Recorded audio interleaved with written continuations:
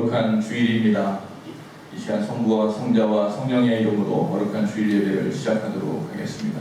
다 같이 머리 숙여 하나님 앞에 기원합니다.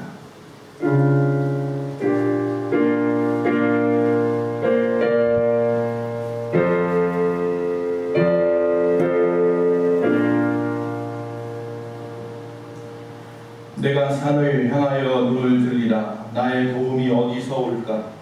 나의 도움은 천지를 지으신 여호와에게서로다. 여호와께서는 너의 출입을 지금부터 영원까지 지키시리로다. 사랑이 많으신 아버지 하나님 감사합니다. 오늘 거룩한 주일 하나님의 귀한 백성들이 주님 앞에 예배합니다.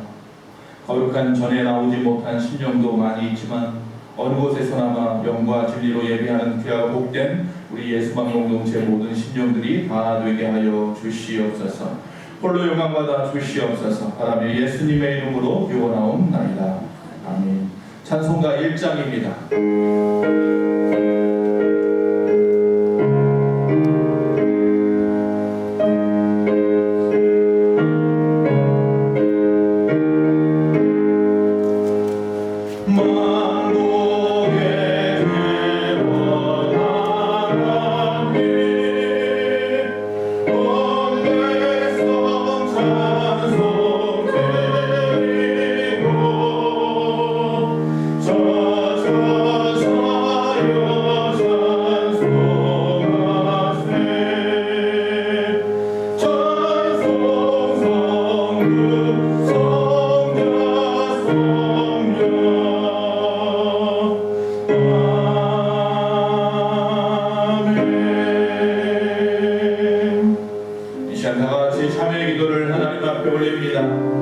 사랑의 아버지 하나님 여호와여, 거룩한 주일 아버지 앞에 예배자로 섰습니다.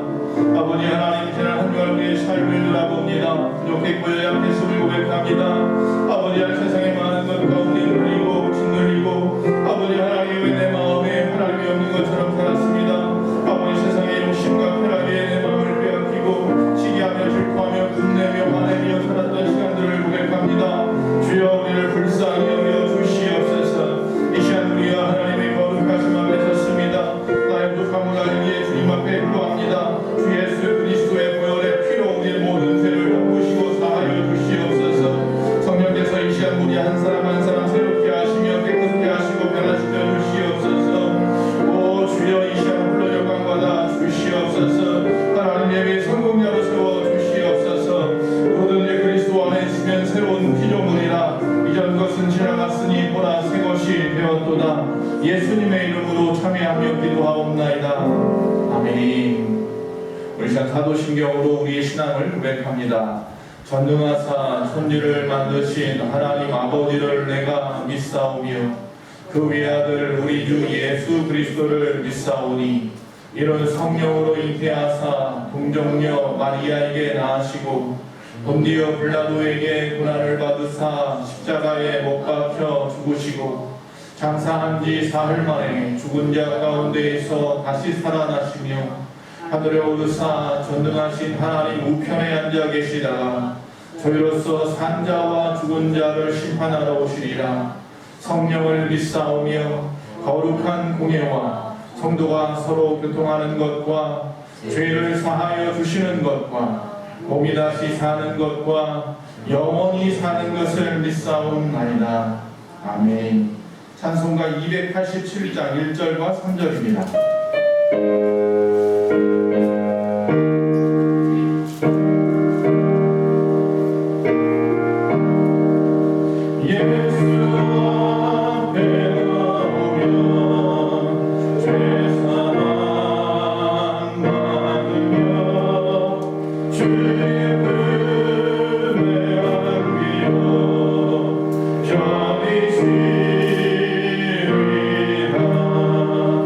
우리 주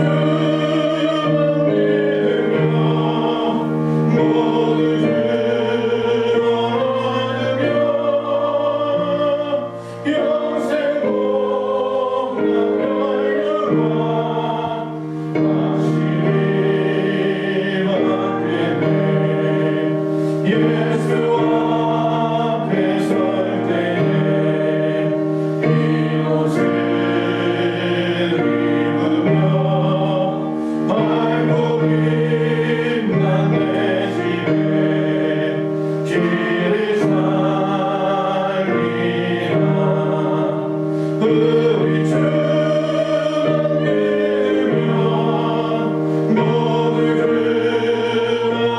얻으며 영생 복만 멸류관 확실히 받겠네. 소식 전하겠습니다. 수도권 현재 사회적 거리두기 사랑입니다. 종교계는 대면 예배에 대해서 19명 이하나 교회 자석 대비 10% 상승을 공유하고 있습니다. 따라서 수요일 예배와 수요 예배는 교회에서 대면 예배를 하고 가정에서 유튜브 영상으로 동시에 예배합니다. 새벽 예배는 8월 20일까지 교회 벤트로 개신합니다. 비대면 영상은 문자로 보내드립니다. 소모임 애창 저녁 성경 공부 기도에는 모이지 않습니다. 헌금은 주님의 몸된 교회와 주님의 나라를 위해 아름답게 사용됩니다. 예배에 나오지 못하시는 분들은 11조와 헌금 공헌을 위해 교회 재정 계좌번호가 기록되어 있습니다. 국민은행 계좌를 하시면 되겠습니다. 개인 방역에 유의하시고 건강하고 슬기로운 신앙생활 하시기 바랍니다. 감사합니다. 할렐루야. 우리 옆 사람하고 이렇게 한번 인사합시다. 오이에마 이렇게 말합니다. 시작. 오이에마. 그 뜻은 나중에 예배 중에 나옵니다. 당신을 향한 놀라운 계획하신 주님, 당신을 향한 놀라운 계획 가지신 주님, 해븐의 열심히 당신을 포기하지 않을 거예요. 당신을 향한 변함없는 그분의 사랑, 당신의 인생을 축복하실 거예요. 다시 말씀드리고 우리를 향한 놀라운 계획 가지신 주님, 그분의 열심히 우리를 포기하지 않을 거예요. 우리를 향한 변함없는 그분의 사랑, 우리의 인생을 축복하실 거예요. 사랑하고 축복합니다. 오늘의 말씀은 열왕기상 19장 1절부터 4절 말씀입니다. 아합이 엘리야가 행한 모든 일과 그가 어떻게 모든 선지자를 칼로 죽였는지를 이세벨에게 말하니 이세벨이 사신을 엘리야에게 보내어 이르되 내가 내일 이맘때에는 반드시 내 생명을 저 사람들 중 한 사람의 생명과 같게 하리라. 그렇게 하지 아니하면 신들이 내게 이에 벌을 내리니 마땅하니라 한지라. 그가 이 형편을 보고 일어나 자기 생명을 위해 도망하여 유다에 속한 브알셋에 이르러 자기의 사환을 그곳에 머물게 하고 자기 자신이 광야로 들어가 하루쯤 가서 한 요셉나무 아래 앉아서 자기가 죽기로 원하여 이르되 여호와여 넉넉하오니 지금 내 생명을 거두시옵소서. 나는 내 조상들보다 낫지 못합니다 하고. 아멘. 기도합니다. 사랑의 주님, 오늘 이 시간 하나님의 말씀을 구합니다. 우리의 삶에, 우리의 인생에 필요한 영양이 공급될 만한 귀하고 복된 말씀이 우리 한 사람 한 사람에게 부어주기 바랍니다. 이 시간 평강에서 붙잡아 주시옵시고 악한 것 틈타지 않게 하시고 위로와 소망과 생명의 시간 되게 하시옵소서. 예수님의 이름으로 기도합니다. 아멘. 할렐루야. 자, 오늘 하나님의 말씀 제목을 한번 다 같이 읽어보겠습니다. 시작. 영혼의 감기. 할렐루야. 영혼의 감기.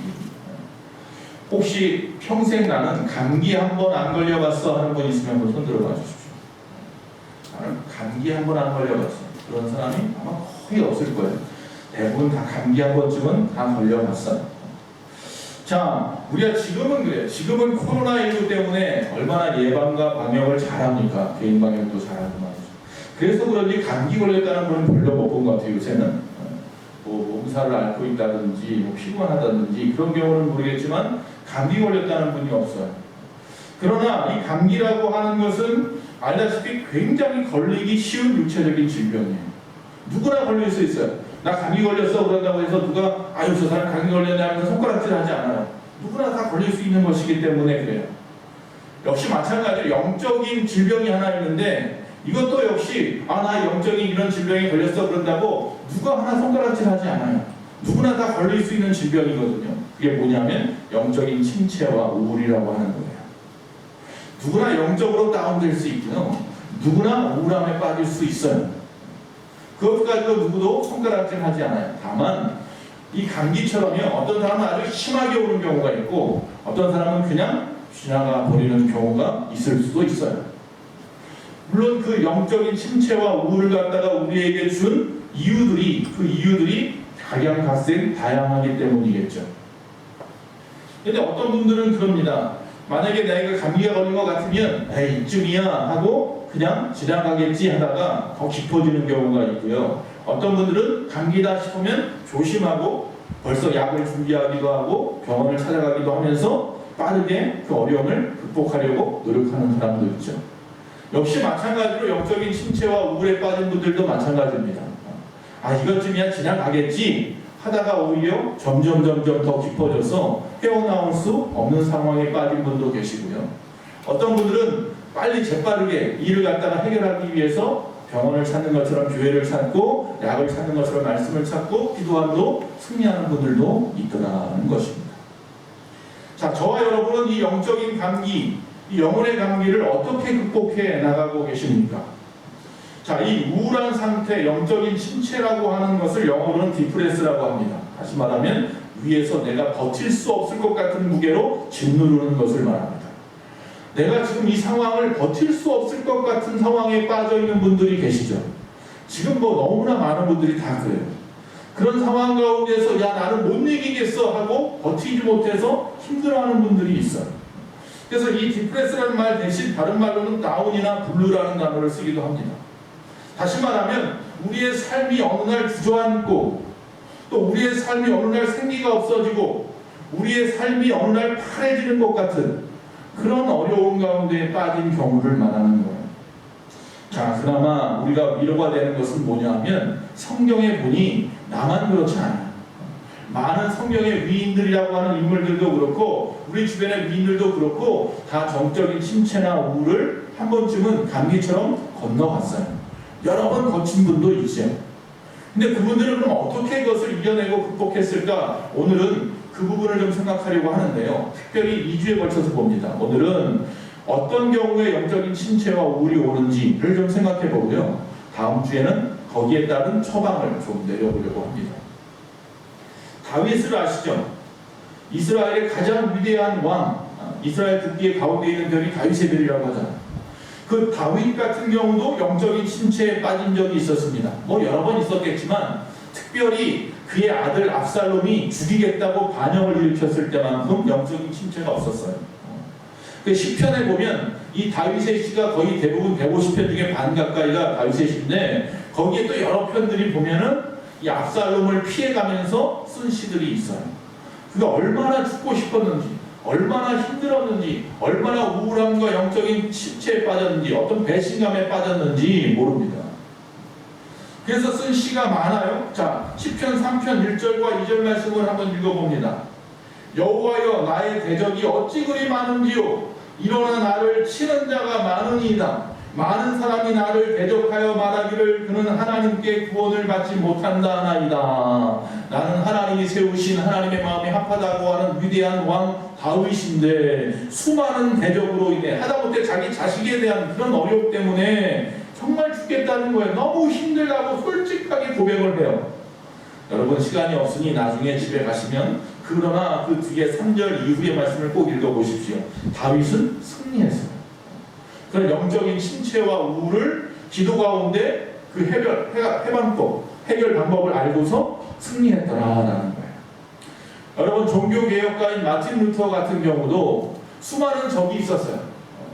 수많은 사람들이 그의 종교개혁을 반대했어요. 종교 지도자들 특히 교황을 비롯하여서. 자, 그런 가운데 영적인 침체와 우울에 빠졌었어요. 그때였어요. 그의 부인이 나타나서 뭐라고 말하느냐 하면 아이고 하나님이 죽었네 그러면서 상복을 꺼내 입더랍니다. 그리고 땅을 치면서 울더랍니다. 하나님이 없다고, 하나님이 돌아가셨다고. 그래서 왜 그러냐니까 당신 하나님을 믿고 하나님을 의지해서 종교개혁을 일으켰는데 조금 어렵다고 힘들다고 아이고 못 살겠네 죽겠네 뭐하네 하는 모습을 보니 하나님은 없나 보네요. 하나님이 돌아가셨나 봐요.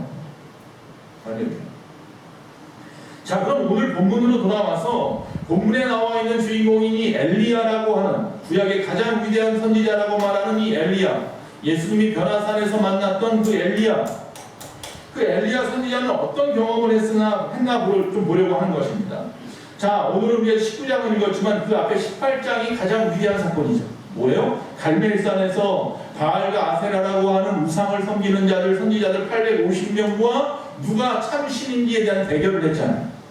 제단을 쌓아놓고 하늘에서 불을 내리는 신이 참 신이다. 그러나 우리가 알다시피 바알과 아세라를 섬기는 자들이 암만 온몸에 자해를 하고 춤을 추고 난리를 쳐도 아무 일이 일어나지 않았고, 오히려 엘리야는 야, 저 밑에 내려가서 기도실에서 물 좀 떠와라. 그래서 물까지 부어서 제단이 흠뻑 젖었는데도 불구하고 그가 하나님 앞에 기도했더니 하늘에서 불이 내려와서 그 모든 물까지, 재물까지 다 핥아버렸더라. 그러자 그 850명을 그 산꼭대기에서 전부 다 칼로 그 목을 베어서 죽여버렸어요. 피가 철철 흘러가게 하죠. 그리고 나서 하나님 앞에 열심히 기도했더니 손바닥만한 구름이 보이더니 갑자기 그동안 3년 반 동안 내리지 않던 비가 하늘에서 막 쏟아져서 이것을 보러 왔던 아하방의 수레가 갈 수 없을 만큼 진흙에 빠져서 그렇게 비가 내렸던 위대한 승리자가 누구예요? 엘리야잖아요. 근데 지금 우리가 읽었어요. 엘리야가 그렇게 열왕기상 18장에서 승리한 위대한 선지자인데 19장 넘어오자마자 이 사건에 대해서 누가 들었느냐? 아하방의 부인이었던 이방 여인 이세벨이 듣고는 야, 가서 이야기해. 엘리야에게 사신을 보냅니다. 내가 너를 꼭 죽일 거야. 죽이기 전에는 내가 식욕을 전폐하리라 그런 말을 하죠. 자, 기세등등했던 엘리야가 왕비가 죽이겠다는 그 말 한마디에 아이고 죽겠네, 큰일 났네. 그리고는 도망을 쳤잖아. 광야로 나가서 이스라엘 맨 끝에 있는 브엘세바까지 가서 거기다가 함께 가던 사관도 놔두고 혼자 광야로 들어가서 로뎀나무 아래 밑에서 때학듯이 뜨거우니까 나무 아래 앉아서 하나님 앞에 뭐라 그래요? 아이고 됐습니다. 나 이제 죽겠습니다. 내가 차라리 저 이세벨에게 죽느니 당신에게 죽는 게 낫겠습니다. 하나님 날 죽여주시옵소서. 어제까지만 해도 기세등등하던 사람이 말이에요. 하루아침에 완전히 침체됐어요. 어제까지는 태양빛이 쨍쨍 내리치던 그런 따뜻한 날이었는데 갑자기 막 소나기가 쏟아지고 폭풍과 터져요. 열심히 해가지고 산 등산에 올라가서 야호까지 외쳤는데 낭떠러지를 뚝 떨어지는 것 같은 그런 상황, 절망 가운데 있는 상황에 누가 빠져있어요? 엘리야가 빠져있어요. 그런데 그 엘리야의 모습을 우리가 읽으면 읽을수록 뭐예요? 나 같아요. 지금 절망에 빠져있는 나와 같아요. 어떤 이유 때문에, 어떤 상황 때문에 힘들어하고 있는 나와 같아요. 아, 이거 죽겠네 하고 있는 나와 같아요.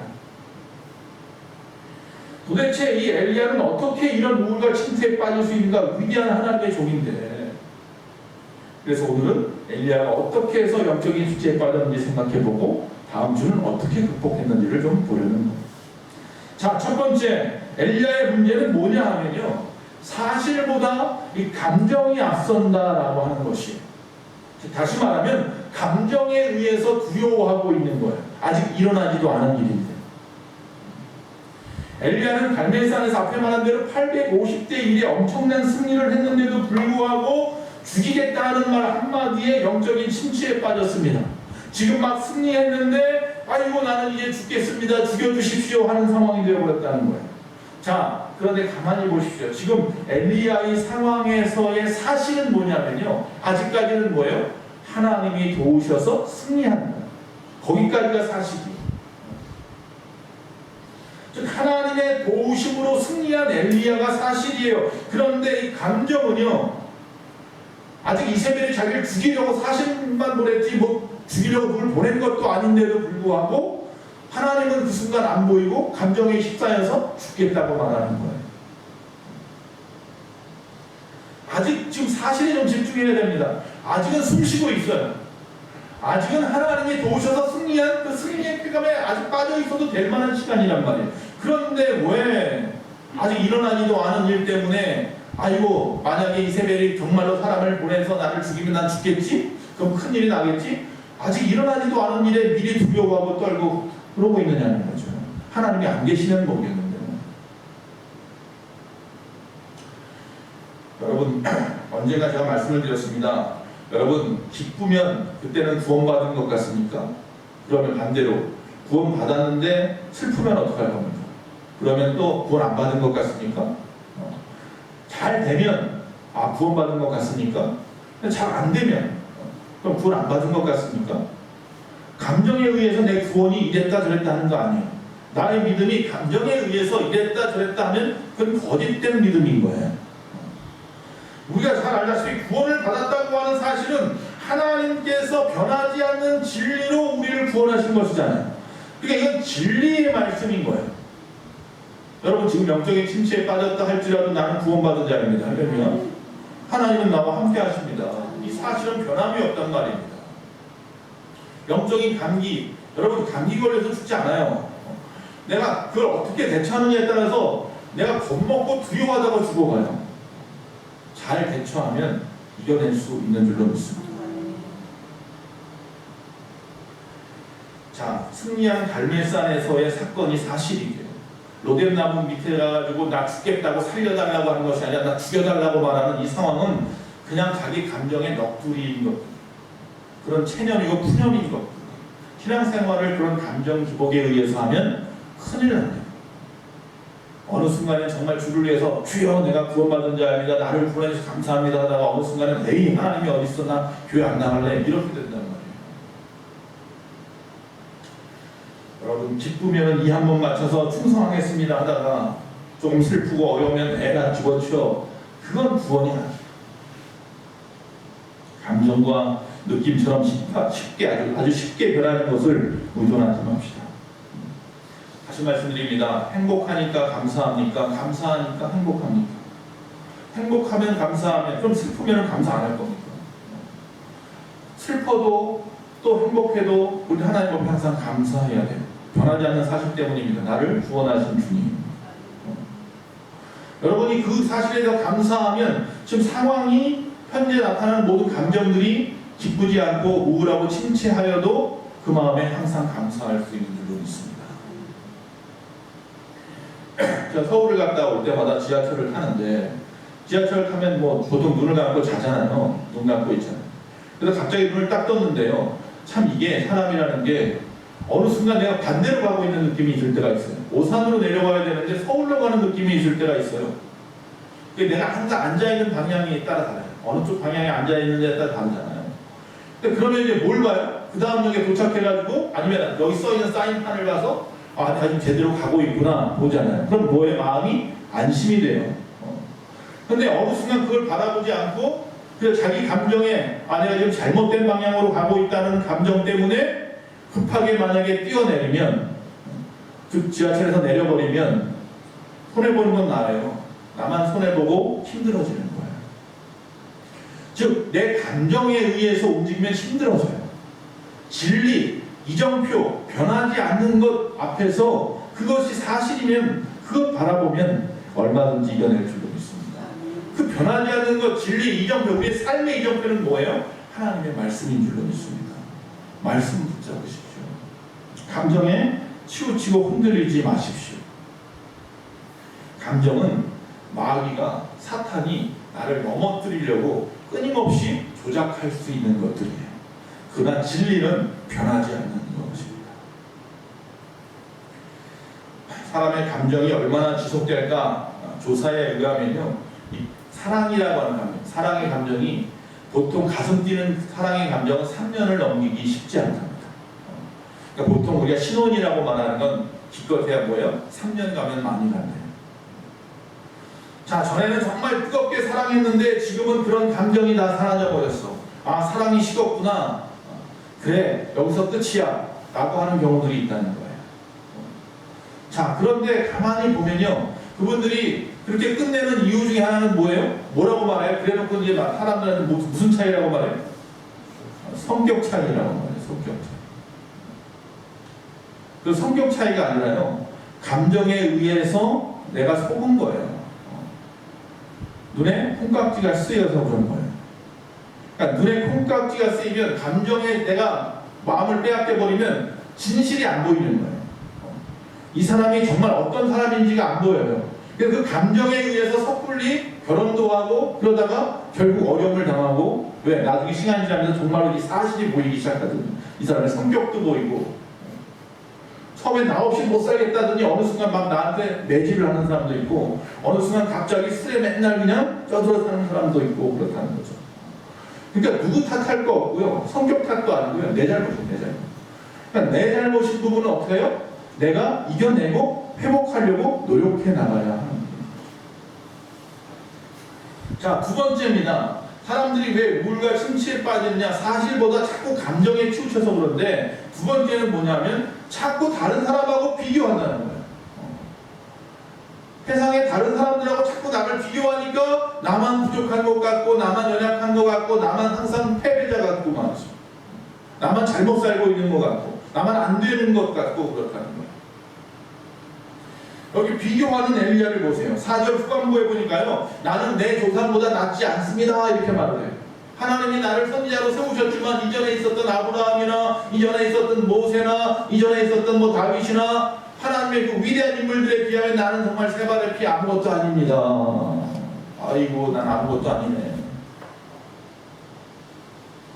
문제는 거기서부터 시작됩니다. 고린도후서 10장 12절 말씀에 보니까, 우리는 자기를 칭찬하는 어떤 자와 더불어 감히 짝하며 비교할 수 없노라. 그러나 그들이 자기로서 자기를 헤아리고 자기로서 자기를 비교하니 지혜가 없도다.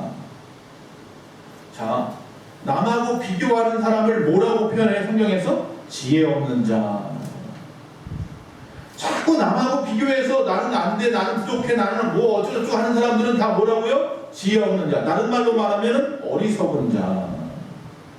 어리석은 삶이에요, 이게. 왜 남하고 비교하십니까? 나 하나로서 부족합니까? 남과 비교해서 스스로 침체에 빠지고 우울해하는 미련한 사람이 되지 마시기 바랍니다. 남과 비교한다고 어떻게 되지 않아요, 사실은. 하나님은 인간을 창조하실 때 모두 저마다의 고유의 모습으로 창조하셨습니다. 심지어 쌍둥이도요, 이 고유의 품성과 인성이 있습니다. 완전하신 하나님, 능력이 많으신 그 하나님이 나를 창조하셨을 때에 실수하셨을까요? 그렇지 않습니다. 나는 아무것도 아니야 라고 하면서 자신을 비하하는 것은요, 꼭 뭐와 같으냐면 나를 창조하신 하나님을 무시하는 행위입니다. 나는 아무것도 아니야. 그럼 하나님이 나를 만들었는데 하나님은 아무것도 아니에요. 그렇지 않습니다. 지금 있는 모습 그대로 하나님은 보시기에 심히 좋았다고 말씀하셨습니다. 남하고 비교하지 마세요. 나는 나예요. 내 있는 이 상황에, 세상에 태어날 때 여러분 어머니 아버지를 자기 마음대로 골라서 태어난 사람은 한 사람도 없습니다. 하나님이 정해주신 겁니다. 하나님이 다 뭐가 있어요? 이유가 있고 뜻이 있는 거예요. 하나님의 말씀의 뜻대로 우리 그냥 살아가면 되는 거예요. 그 안에서 얼마든지 하나님 앞에 영광 돌릴 수 있어요. 할렐루야. 제가 본 영화들이 많이 있지만 여러분도 보셨을 거예요. 니마 그강 건너지 마오라는 그 다큐멘터리죠. 몇 년 전에 단양을 갔는데, 단양에 그 높은 그 스카이 워크인가 거기 올라간 적이 있었는데, 거기 올라갔더니 많은 사람들이 한쪽에 모여 있어요. 그래서 뭐가 있나 봤더니요, 한복을 곱게 차려입은 할머니 한 분이 서 계신데 사람들이 서로 사진을 찍으려고 줄 서 있어요. 그분하고 같이 사진 하나 찍으려고. 바로 그분이 누군가 봤더니 바로 그분이더라고요. 거기 나왔던 그 할머니시더라고요. 그 두 분은 항상 그렇게 한복을 차려입고 다니고 항상 서로 그냥 막 너무 사랑해가지고 어쩔 줄 몰라는 그 모습 보셨잖아요. 결국 먼저 가셨잖아요. 할아버지가 먼저 가셨죠. 할아버지 연세가 97세인가 그때. 그런데 나중에 그 다른 건 다 기억 안 나는데, 그 이제 산소에 가서 산소를 이렇게 만지작 그러면서 여보 춥지 않아요? 막 그러면서 이야기하죠. 외롭지 않죠? 조금 있으면 내가 갈 거예요. 좀만 참아요. 뭐 이러면서 얘기를 하는데 가슴이 너무 뭉클한 거예요. 이분들이 사는 그 시골이 횡성인데, 제가 이제 군생활 처음에 자대 배치받은 것이 횡성인데 바로 이분들 살던 데에서 얼마 멀지 않은 곳이라서 거기가 얼마나 시골인지 알아요. 그런 시골 속에서 그 노부부 둘이서 사랑해서, 너무 사랑해서 막 이렇게 하는 그 모습 속에서 야, 얼마든지 우리 안에 많은 것 같지 않아. 얼마든지 사랑하며 얼마든지 행복하게 살 수 있다는 거예요. 제가 어렸을 때요, 이제 영등포에 살았는데 아주 어렸을 때, 초등학교 때 저는 두 사람을 항상 비교했었어요. 그때는 그걸 못 느꼈는데 나중에 생각해보면서 느낀 건데 뭐냐면 이 두 분 다 같은 게 뭐냐면 둘 다 월남전 참전한 분들이에요. 한 분은 팔이 없어요. 한 요만큼이 없어요. 한 분은 다리 무릎 밑에가 없어요. 무릎 밑에 다리가 없으신 분은 우리 이모부예요. 그리고 팔, 목이 없으신 분은 우리 집 건너편 방앗간에서 일하는 김씨 아저씨. 김씨 아저씨는 교회 다니시는 분이고 우리 이모부는 소위 말하는 알코올 중독자예요. 이 다리가 이렇게 돼가지고 우리나라 돌아온 다음부터 완전 술에 쪼들어 사는 거예요. 자녀들이 무서워서 전부 다 항상 우리 집에 피신해서 살았어요.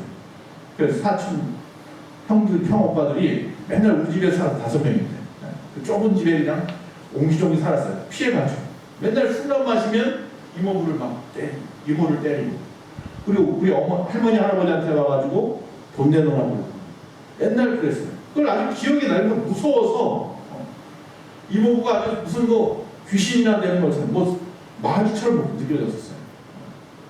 근데 이 김씨 아저씨는 천사예요.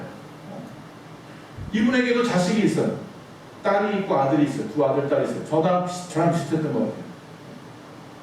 이분이 그 방앗간에서 하는 일은 아침에 문 열고 문 닫고 가래떡 꽂고 뭐 끌고 다니고 청소하는 거예요. 근데 그 한 손으로 그걸 다 해요.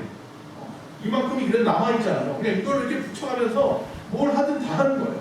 항상 웃으면서 주일만 되면 교회 가는 모습도 항상 내가 앞에서 봤어요. 그때 우리 교회 다니지 않을 텐데. 그러면서 항상 인사도 너무 싹싹하게 잘 하시는 거예요.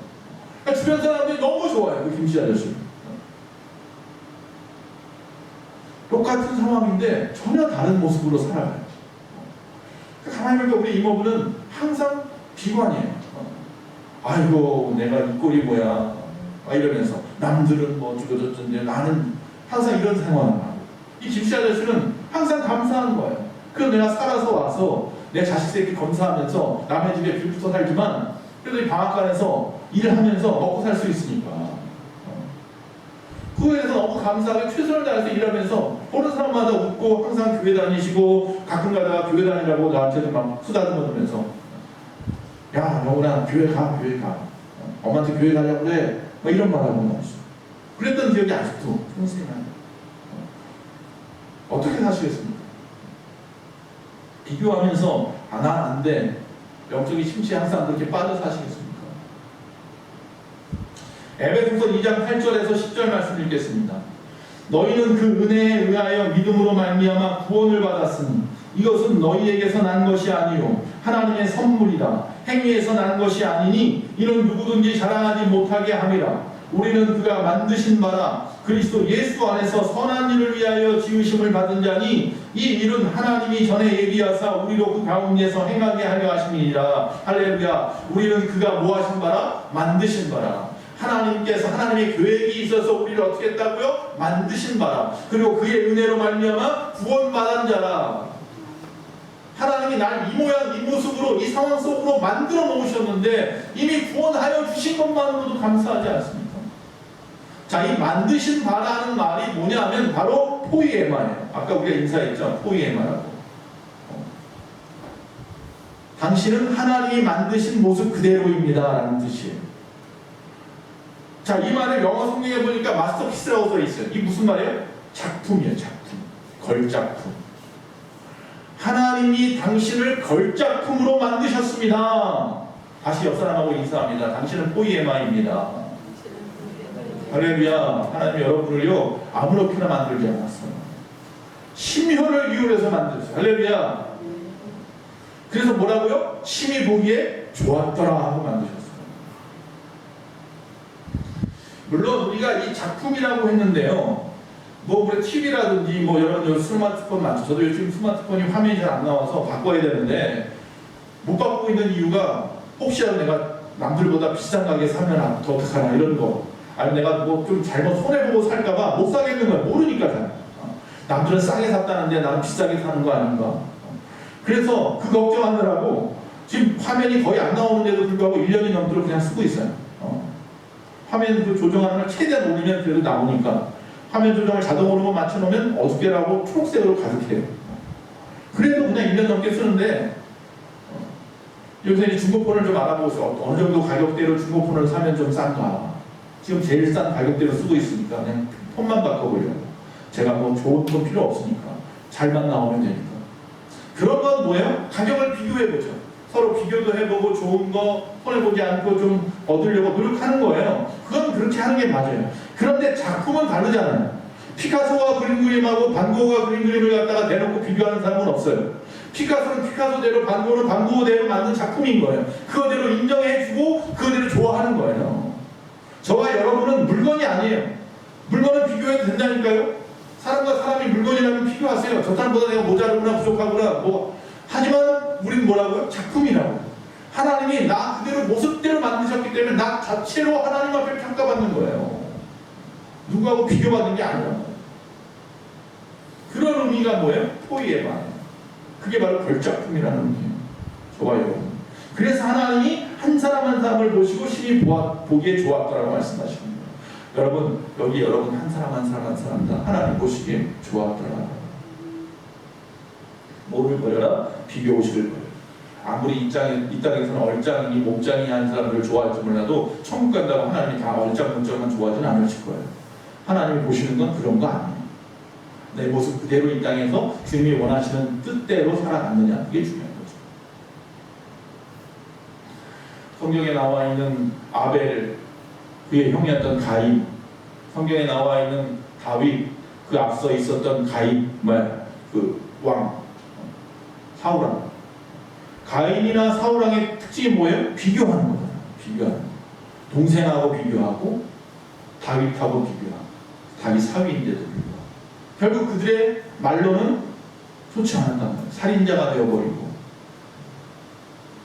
여러분, 정말로 비교하는 이 마음을 오늘부터 좀 내려놓고 나 하나로서 하나님이 주신 내 상황 속에서 나만 바라보시고 하나님만 바라보시고 최선을 다해 살아가시면 될 줄로 믿습니다. 그리고 시간이 지나고 나서 나중에 보면 아, 잘 살았구나 이렇게 될 거예요. 세 번째, 사실보다 감정에 앞서면 안 되고요. 다른 사람과 비교하지 마시고요. 세 번째, 다 내 책임이라고 생각하지 마세요. 자기가 다 책임져야 된다고 생각하는 마음을 버리십시오. 이거 피곤한 책임주의예요. 이런 말로, 이걸 다른 말로 피곤한 책임주의예요. 나 아니면 안 돼. 이 생각 버리세요. 이 오너도 아닌데 나 아니면 안 돼. 회사에서나 이런 데서나 어디서나 교회에서나. 그것만큼 힘든 게 없습니다. 자, 엘리야를 보세요. 열심히 하나님을 위해서 일했어요. 그런데 도무지 백성들이 변하지를 않아요. 자기 편을 안 들어줘요.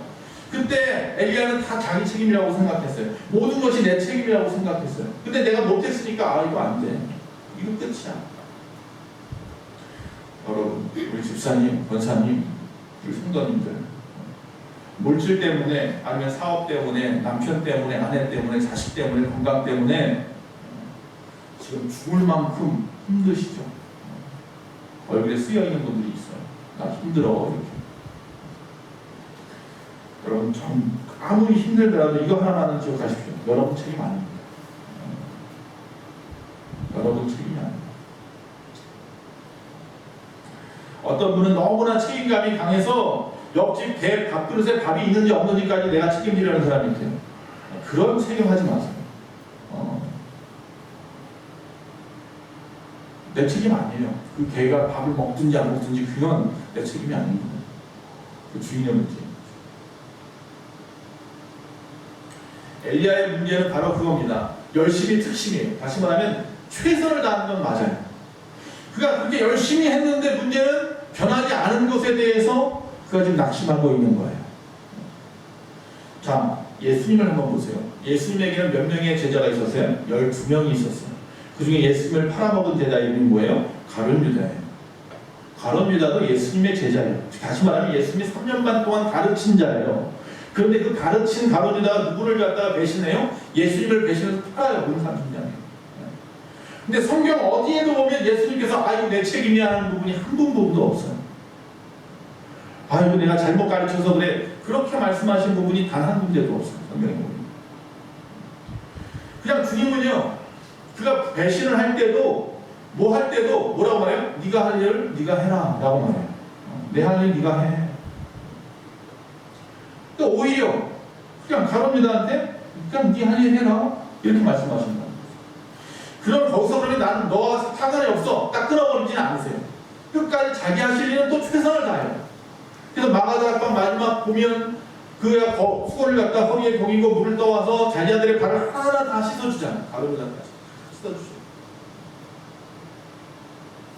그러니까 당신이 할 수 있는 최선을 다해요. 거기까지. 그 다음에 나타나는 것은 누가 책임지는 거예요? 본인이 책임지는 거예요. 여기서 제가 가장 힘들었던 부분이 요새 뭐냐면 코로나 있고 나서 더 특히 하나님을 기도할 때마다 이게 사실 죄송합니다. 이 부분 때문에 제가 오늘 말씀을 준비했어요. 내가 위로가 되려고. 제가 뭘 잘못했을까 이 생각도 드는 거예요. 왜 성도님들이 코로나라는 이유로 교회를 나오지 않을까? 내가 뭘 잘못했을까? 내가 요새 말로 말하면 정치적인 성향이 성도님들하고 다른가? 아니면 어떤 생각이 다른가? 나이차, 성격차, 뭐 별걸 다 생각해 봅니다. 내 삶에 있는 모든 문제들, 내 책임에 대한 부분. 물론 내가 책임지고 해야 될 부분은 분명히 있어요. 해야 될 건 최선을 다해야겠죠. 근데 그런 부분을 생각하다 보니 예수님하고 맞닥뜨려지는 거예요. 주여, 우리 교회의 가룟 유다 같은 성도님을 어떻게 할까요? 그렇게 부딪히는 순간에 예수님이 어떻게 행동했는지에 대해서 생각을 하게 되는 거예요. 그렇구나. 내게 맡겨진 일에는 최선을 다하자. 하지만 거기까지. 그 이유는 하나님께 맡겨. 내가 할 수 없는 것까지 내가 하려고 하면 안 된다. 그게 나를 힘들게 만들고 그게 올무가 되어서 영적인 침체와 우울함에 빠지게 만드는구나. 마귀가 좋아할 일인가? 교회나 가정이나 직장이나 학교나 어디서나 무거워서 감당할 수 없는 순간 침체가 옵니다. 그런 어리석은 책임주기에 빠지지 마시기 바랍니다. 여러분 책임이 아닙니다. 알고 봤더니 그건 내 책임이 아닌 거예요. 나는 최선을 다하는 것으로 끝. 그 다음은 하나님이 하신 부분이 있는 거예요. 네 번째, 마지막입니다. 이 부정적인 생각, 이걸 자꾸 부풀리는 엘리야의 모습을 봐요. 이건 다른 말로 말하면 과장된 외로움이라고 해요. 과장된 외로움. 사람이 가끔 가다 보면 남녀 간의 관계에 사랑하다가 헤어졌어요. 헤어져 보신 분들은 알잖아요. 헤어지고 나면 그전에는 들어도 별 의미 없던 유행가가 다 내 얘기하는 거 같고 밤새도록 자리에 누워서 잠도 못 자고 말이죠. 하늘이 무너지고 땅이 꺼지는 것 같고 말이죠. 그러니까 전혀 상관없는 별별 생각을 왜 내가 이래서 싫은가, 내가 저래서 싫은가, 내가 뭘 잘못했나, 뭐 어떻게 했나 자꾸 그렇게 만들어가면서 나만 세상에 제일 실패자 같고 나만 외로운 것 같고 나만 뭐 이런 상황인 것 같고 말이죠. 온 세상이 다 나를 키우는 것 같고 그렇게 빠져들어가면 안 된다. 그러지 마세요. 세상에 수많은 사람들이 다 그렇게 살아요. 그렇게 살아왔어요. 지금 유행가 한마디에 몇몇 사람들이 웃었잖아요. 다 경험이 있는 거예요. 여러분 10절 한번 볼게요. 그가 대답하되 내가 만군의 하나님 여호와께 열심히 유배하오니 이는 이스라엘 자손이 주의 언약을 버리고 주의 제단을 헐며 칼로 주의 선지자들을 죽였음이오며 오직 나만 남았거늘 그들이 내 생명을 찾아 빼앗으려 하나이다. 지금 엘리야가 하나님 앞에 뭐라고 투덜투덜거리고 있느냐. 내가 열심을 다했는데 하나님 앞에. 그런데 지금 가만히 보니까 누구만 남았어요? 나만 남았어요. 나만. 하나님을 위해서 이렇게 열심히 부리는 사람이 이 땅에 유대 땅 수십만 수백만이 살고 있는 이 사람들 중에서 나 하나밖에 없어요. 자기 혼자만 남았답니다. 그렇습니까? 그 말씀이 하나님이 곧바로 대변합니다. 18절에 보니까 그러나 내가 이스라엘 가운데에 7,000명을 남기리니 다 바알에게 무릎 꿇지 아니하고 다 바알에게 입 맞추지 아니한 자니라. 할렐루야. 지금 엘리야는 나만 남았다고 하나님 앞에 투덜거리는데 하나님은 뭐라고요? 7,000명이나 남았어. 너 같은 사람이. 너만 하나님을 위해서 열심인 거 아니야. 너만 이 상황 속에서 힘들어하는 거 아니야. 저 폭악과 억압 가운데 힘들어하는 사람, 너 같은 사람이 7,000명이나 이 땅에 있어. 나만 지금 물질 때문에 어려운 거 아니야. 나만 건강 때문에 어려운 거 아니야. 나만 이런 상황 때문에 어려운 거 아니야. 관계 때문에 어려운 거 아니야. 너같이 어려운 사람이 이 땅에 7,000명만 있을까요? 그 당시 7,000명이면 지금은 7만 명, 70만 명도 더 있어. 할렐루야. 엘리야는 당장 눈앞에 아무것도 안 보인다고 외로워하는데 이건 결국 부정적인 과장이라고. 죽을 것 같아. 아직 안 죽었잖아요. 아직 숨쉬고 살잖아요. 가나안 땅 정탐꾼 10명하고 다를 게 하나도 없어요. 아이고 우리 저들 앞에 메뚜기 같아. 메뚜기에 정말? 아니잖아요. 메뚜기보다 얼마나 커요 우리가. 자기 스스로 메뚜기만큼 낮추는 내가 문제인 거죠. 교회에서 뭔가 할 때 되면 돈이 좀 있어야 돼요. 헌금이 좀 나와야 돼요. 돈으로 모든 것이 다 되지 않아요. 돈 없어도 얼마든지 부흥할 수 있고 돈 없어도 얼마든지 정말 귀하고 복된 건강한 교회 될 수 있어요. 할렐루야. 부정적인 면보다 긍정적인 모습을 바라볼 수 있기를 바랍니다. 이 엘리야가 이세벨이 자기를 죽이려고 한다고 하는 이 말 앞에서 오직 나만 남았는데 내 생명을 저 사람이 또 나만 남은 이 생명 하나님의 사람 나밖에 없는데 나까지 죽이려고 합니다. 자 가만히 보세요. 정말로 이세벨이 엘리야를 갖다가 죽일 수 있습니까? 못 죽입니다. 무서워서 못 죽입니다. 만약에 죽일 것 같으면 사신본에서 너 죽일 거야 이렇게 말하지 않습니다. 직접 가서 죽여버리지. 사람을 보내가지고 사자를 보내가지고 너 죽인대 이렇게 말하는 건 뭐예요? 그건 도망가라는 얘기예요. 너 보기 싫다는 얘기고 나 지금 화났어 이것만 얘기하는 것 뿐이에요. 그거에 그냥 겁먹어가지고 정말 죽을까봐 어쩔 모르잖아요. 왜? 하나님의 능력을 봤어요. 이세벨도 다 듣고 보았단 말이에요. 그 하나님의 사람이 엘리야 이거 뻔히 아는데 그 엘리야를 어떻게 죽입니까? 근데 엘리야가 스스로 나는 죽겠다고 하고 있는 거예요. 지금 상황. 여러분 한 사람 한 사람은 하나님의 사람이에요. 할렐루야. 하나님께서 책임지기를 작정하시고 구원하신 자들이에요. 근데 세상에 어떤 것이 여러분을 죽인단 말입니까? 그 거짓에 빠지지 마세요. 겁만 주는 거예요. 겁만. 그 겁주는 거에 넘어가지 마세요. 나중에 가서 후회하지 마세요. 그 겁주는 거에 뭐 했더니 깜짝이야 하고서는 뒤돌아서 도망가지 말라는 거예요. 그거 원하는 거예요. 그거. 이세벨이 지금 엘리야한테 원하는 건 정말 그를 죽이겠다는 게 아니라 그냥 겁만 주는 거예요. 겁만. 사탄이 우리에게 할 수 있는 건 뭐밖에 없다? 겁만 주는 거예요. 내 목숨 못 뺏어가요. 하나님이 책임지고 이미 우리는 구원받기로 작정되어 있는 자이기 때문에 절대로 우리의 생명 못 건드려요. 사탄이 겁만 주는 거예요. 그러니까 죽겠다는 말은 오늘부터 하지 맙시다. 정말로 나만 남았다고 할지라도 나만 남아서 너무 외로워 고독하다 할지라도요 예수님의 방법을 쓰세요. 예수님의 고독 처리법 하나 가르쳐드리겠습니다. 다음 주에 해야 되는데 미리 가르쳐드리겠습니다. 요한복음 16장 32절 읽습니다. 다 같이 읽겠습니다. 시작. 우리가 다 각각 제 곳으로 흩어지고 나를 혼자 둘 때가 오나니 벌써 왔도다. 그러나 내가 혼자 있는 것이 아니라 아버지께서 할렐루야 아버지께서 나와 함께 계시느니라. 예수님이 십자가에 달리기 전에 제자들한테 얘기하는 거예요. 너희들이 나를 배반하고 팔고 부인하고 도망가고 다 그럴 거야. 십자가에 나만 남을 거야. 그리고 어두운 가운데 나만 있게 될 거야. 그러나 나는 혼자가 아니다. 누가 나와 함께? 하나님 나와 함께 계셔. 예수님이 고독 처리하는 거예요. 정말로 세상에 여러분 하나만 딱 떨어져 있어도 여러분은 혼자가 아닌 거예요. 누가 함께 하신다고요? 하나님이 함께 하십니다. 지금의 그 상황 현장에 나 혼자 그 아픔의 현장에 고통의 현장에 있는 거 아니에요. 그 순간에도 하나님의 보호가 있어요.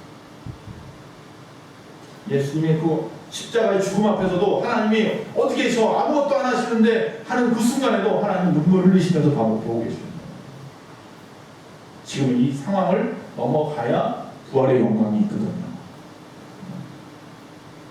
그걸 알기 때문에 지금 정말로 눈에 넣어도 안 아픈 이 외아들인 이 예수 그리스도 외동아들이 이 예수 그리스도 앞에 독생자 앞에 침묵하고 계시는 거거든요. 더 이상 부정적인 것 과장해서 스스로 외롭다고 고독하다고 말하지 마시기 바랍니다. 하나님의 위대한 걸작품, 신이 보기에 좋았다고 말씀하신 주인공이십니다. 영화 보세요. 주인공은 쉽게 죽지 않습니다. 물론 많은 어려움과 고초를 겪어요. 수많은 어려움과 고초를 겪어도 총알을 몇 대 맞아도 안 죽고 살아요. 결국은 승리하리라. 할렐루야. 저와 여러분은 그런 존재예요. 자, 다시 한번. 사실보다 감정이 앞서면 안 됩니다. 그래서 뭐라고요? 진리의 말씀. 흔들리지 않는 그런 분별력이 필요하다고 했어요. 두 번째, 다른 사람과 비교하지 말라고 했어요. 왜? 나 자체로 하나님의 걸작품. 세 번째, 모든 것을 다 내가 책임지려고 하지 말라고 했어요. 내가 감당할 수 있는 것까지만 하고 나머지 하나님의 몫을 남겨주세요. 네 번째, 부정적인 것을 부풀리지 말라고 했어요. 긍정의 힘을 믿으시기 바랍니다. 믿음은 바라는 것들의 실상이요 보지 못하는 것의 증거입니다. 기도하겠습니다. 코로나 블루라고 말하는 우울함과 침체에 빠진 사람들도 있고 이 상황 때문에 물질적으로 어렵고 삶의 희망도 놓쳐버린 심령도 있습니다.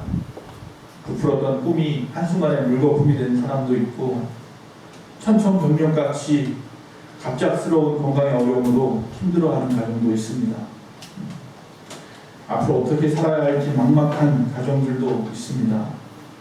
엘리야와 같이 죽고 싶은 심정인 심령도 있을 것입니다. 하지만 하나님이 우리의 손을 놓지 않으니 우리도 우리의 생명 하나님의 손을 놓지 않겠습니다. 끝까지 갑니다. 아무리 힘들어도 끝까지 갑니다. 아무리 긴 터널, 어둠의 터널이 길어도 언젠가는 분명히 끝날 줄로 믿고 끝까지 갑니다. 주님 오시는 그날 분명히 있다는 것 우리는 알기 때문에 끝까지 갈 수 있습니다. 주님 도와주시옵소서. 우리가 힘을 잃지 않도록 하나님이 붙잡아 주시옵소서. 예수님의 이름으로 기도합니다. 아멘. 할렐루야. 찬송가 623장입니다.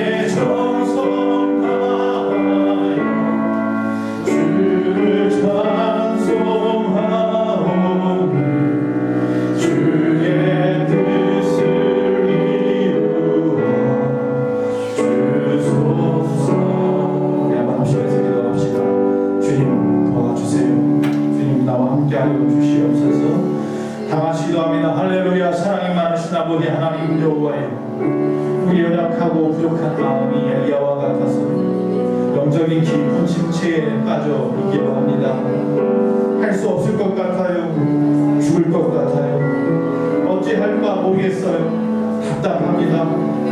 아버지 하나님, 이것이 정말로 육신의 감기처럼 지나가야 할 텐데 더 깊어지고 더 깊어지는 것은 아버지 우리가 치료하려 하지도 않고 언젠가 지나가겠지 막연한 기다림이 오히려 더욱 상처를 그 아픔을 깊게 하는 것 같습니다.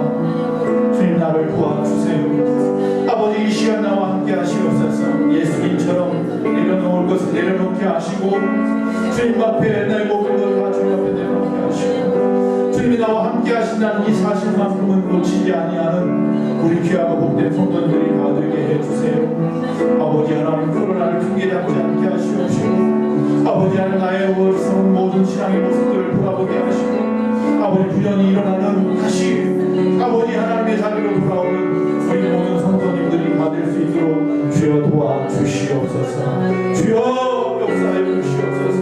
더 이상 우리의 눈의 눈물을 아버지 하나님 치지 않도록 도와주시옵시고 아버지 하나님의 그 놀라우신 은혜를 다시 돌아볼 수 있는 믿음의 눈이 있게 하여 주시옵소서. 아버지 하나님, 오늘도 위로와 소망 되시는 주여, 오늘 이 말씀이 우리 모든 심령들 마음에 새겨지게 하시어서 할 수 있다는 믿음으로 돌아서게 하여 주시옵소서. 예수님의 이름으로 기도합니다. 사랑이 많으신 아버지 하나님, 감사합니다. 오늘 거룩한 주일 아버지 앞에 온전히 예배하게 하심을 감사하며 이 시간도 주님 앞에 감사의 조건을 담아 감사헌금과 또한 우리의 모든 것에 하나님 앞에 구별하여 10의 1조를 드리며 주일헌금을 올려드립니다.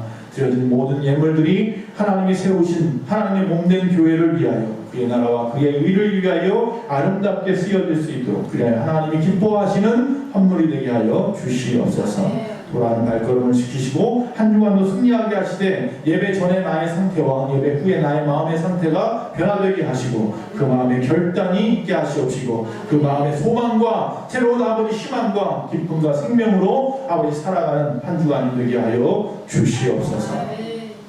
지금은 우리 주 예수 그리스도의 그 크신 은혜와 우리 하나님 아버지의 그 무한하신 사랑과 성령님의 감화 감동 내주 교통하심이 거룩한 주일 다시 구현이 일어나기를 원하는 모든 심령들 머리머리 위에 우리 예수만교회와 이 나라 민족 온 세계 위에 지금부터 영원토록 함께 있을지어다. 아멘.